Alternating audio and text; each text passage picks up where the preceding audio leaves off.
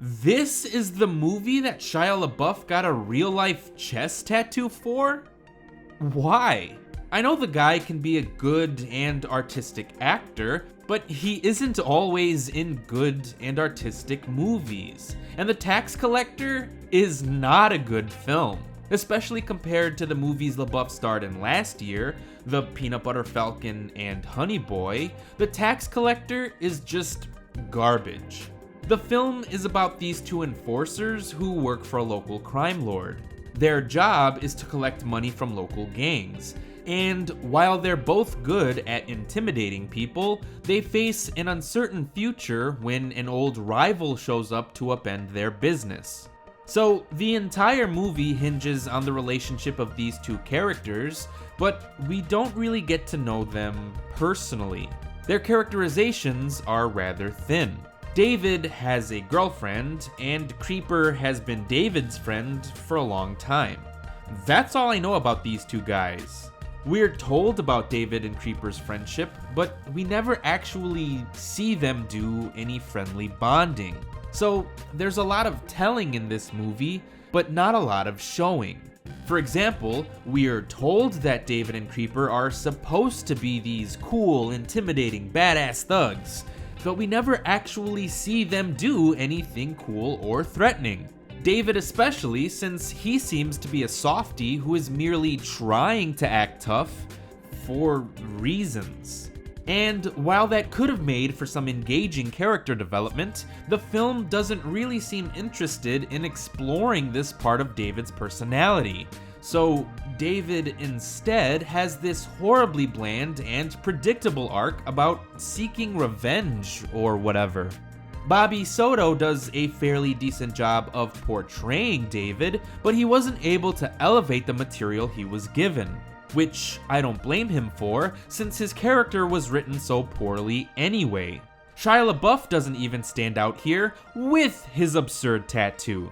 It barely gets any screen time anyway, so why LaBeouf felt so inclined as to ink himself in the first place is beyond me.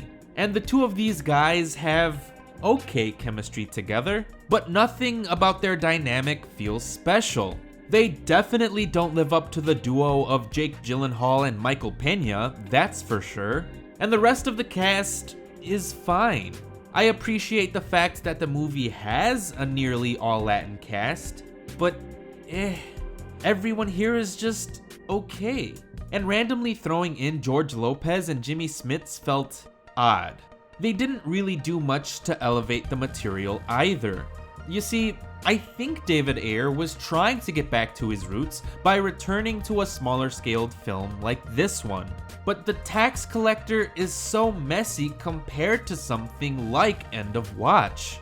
Everything about the movie feels sloppy, unrefined, and unfocused. And those criticisms can apply to a lot of other Ayer films as well. I feel like Ayer wants to be saying something important with his movies, but the themes and messages that are present in his stories are usually at the surface level. And that happens to be the case with The Tax Collector. Nothing in the film feels as fleshed out as it probably should be. The story and the characters lack a lot of depth, so all of the emotional beats in the story don't really have much of an impact.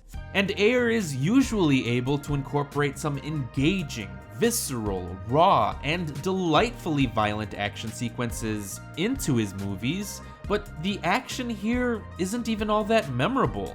Most of the action takes place during the finale, and by that point, you'll probably find yourself checked out already. So, yeah, I was pretty underwhelmed by The Tax Collector. I wanted it to be good. I wanted to enjoy it as much as I enjoyed End of Watch and Fury, but I didn't. Everything about the film feels so thin that I had a hard time trying to care about anything. So, as much as I hate to say it, I probably would have had a better time rewatching Suicide Squad. So for that, I would likely give The Tax Collector 1 out of 5 stars. Thanks for watching.